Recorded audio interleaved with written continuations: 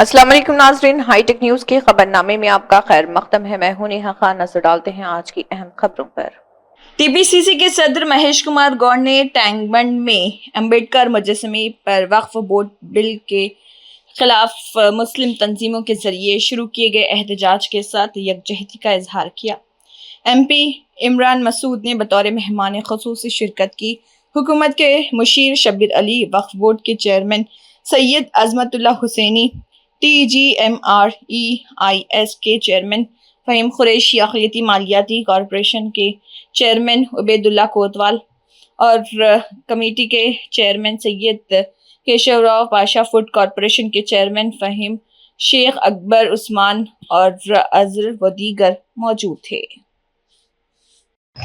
आज वक्फ तरमीमी बिल के खिलाफ हैदराबाद में अंबेडकर स्टैचू के पास, क्योंकि इस हिंदुस्तान का जो दस्तूर लिखे अंबेडकर जी, उनके गवाही में आज जिस तरीके से पार्लियामेंट के दोनों ऐवानों में आर्टिकल 25-26 के धज्जियां उड़ाकर इस काले कानून को हमारी ताकत है बोल के जो मोदी तानाशाही हुकूमत पास की, उसके खिलाफ आज हैदराबाद में एक तारीखी एहतजाज प्रोग्राम यहाँ पर किया गया। ये तो शुरुआत है।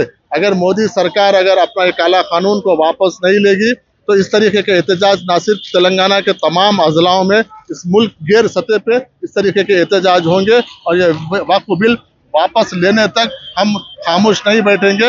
हर तरीके से अगर हमको जरूरत पड़ेगी तो हम इसके लिए जेल बलो आंदोलन भी हम करेंगे। थोड़ा नीचे थोड़ा दबा के बोलिए।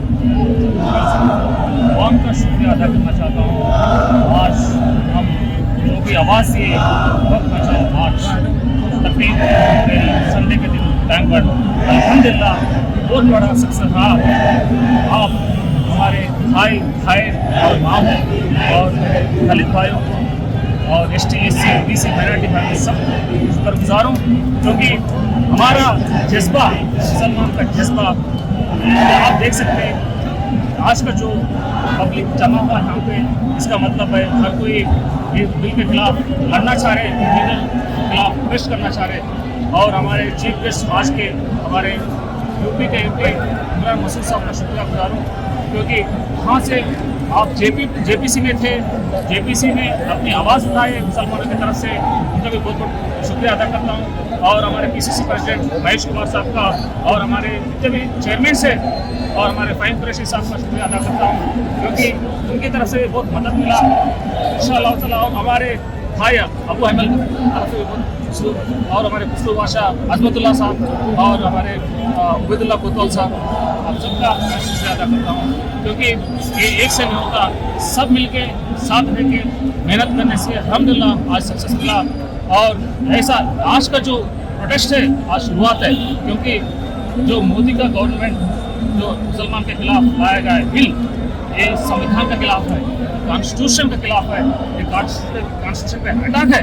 सो इसके सिलसिले में अल्हम्दुलिल्लाह अल्लाह का फजल है, हर कोई अपने साथ लिए, not only Muslims, all Hindu communities अपना साथ लिए।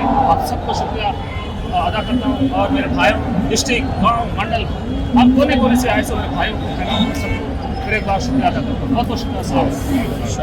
वक्फ अमेंडमेंट बिल का सख्त मुखालिफत कर रही है। पार्लियामेंट में अपने इंडिया अलायंस वालों को लेकर लोकसभा और राज्यसभा में सख्त मुखालिफत की है और इसके ऊपर सुप्रीम कोर्ट में भी चैलेंज हुआ है। मैं कांग्रेस के तरफ से तो हमारे सलमान खुर्शीद और अदीब साहब और मैं सुप्रीम कोर्ट में भी केस हमने दायर किया है, तो हमको पार्टी का भी सपोर्ट है, हम वहाँ भी लड़ेंगे। और हम सड़कों पे लड़ने के लिए हम थोड़ा कह रहे हैं कि हम सोच अक्लमंदी से करो, वरना आप देखें कि बंगाल में क्या हुआ है। ये जज्बात से नहीं, हमको कलम से लड़ना है, कलम से लड़के जीतेंगे। नहीं तो जब भी कानून बनेगा, जब भी इलेक्शन आएंगे, कांग्रेस आएंगी तो हम 1 घंटे के अंदर इसको उखाड़ फेंकेंगे, फिर से तरमीमी बिल नया लाएंगे। आप पड़ोसी राष्ट्र चंद्रबाबू नायडू के बारे में कुछ बोलिए, इसके क्योंकि अपने पहले से आंध्र चंद्रबाबू नायडू से कह रहे हैं कि चंद्रबाबू नायडू आप एक सेकुलर इमेज के आदमी थे, लेकिन वो सेकुलर सूडो हो गया। अभी भी मैं आपके जरिए छोटे पार्टियों पे भरोसा मत करो, कांग्रेस पे जब तक भरोसा करे। कांग्रेस ने आपकी 78 साल के अंदर कभी कोई मस्जिद पे नहीं हुआ, ईदगाह पे नहीं हुआ, कोई इजाज़त नहीं लिया, ना कोई खानखा पे हमला हुआ। लेकिन यहाँ पर जो KTR है आज मदद करे, लेकिन इससे पहले के पूरे बिलों में उन्होंने मुखालिफत करी, बीजेपी का साथ दिया। जगन भी पूरा वैसी करे, अब चंद्रबाबू नायडू भी वही काम करे। इससे ये मालूम हो रहा है कि छोटे पार्टियां भरोसे के नहीं है। कांग्रेस ही वाहिद पार्टी है जो मुसलमानों के हुकूक की हिफाजत कर सकती है।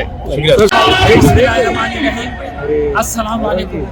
आज अम्बेडकर स्टैच्यू टैंगमेंट के पास एक एहतजाज मुनक़िद किया गया और ये एहतजाज जनाब उस्मान आज़ादी की जानिब से मुनक़िद किया गया। और आप देखेंगे क्या कसीर तादाद में लोग आए हुए हैं और इस मजरे में आपको हिंदू भी दिखेगा, सिख भी दिखेगा, मुसलमान भी दिखेगा, ईसाई भी दिखेगा। और ये जो हमारा एहतजाज है वक्फ अमेंडमेंट कानून के खिलाफ है। जो ये काला कानून है, हम इसकी सख्त मजम्मत करते हैं और हमारा मुतालिबा एहतजाज से है कि हम ये कानून को मानने से इनकार करते हैं और हम आगे भी एहतजाज करते हुए इस कानून को रद्द करने वाले ये जो बिल पेश करे पार्लियामेंट में, ये बिल हिंदुस्तान को पोलराइज करता है। तो ये जो कानून है सख्त शरिया के खिलाफ है, मुसलमानों के खिलाफ है, हमारे आइन के खिलाफ है। इस कानून के जरिए से बीजेपी की हुकूमत आरएसएस हमारे वक्त के जायदादों पर कब्जा करना चाह रही है और आज हमारे दरगाह, हमारे आशुर खाने, हमारे खानखा, हमारे कब्रिस्तान, हमारे वक्त के जायदाद पूरे खतरे में।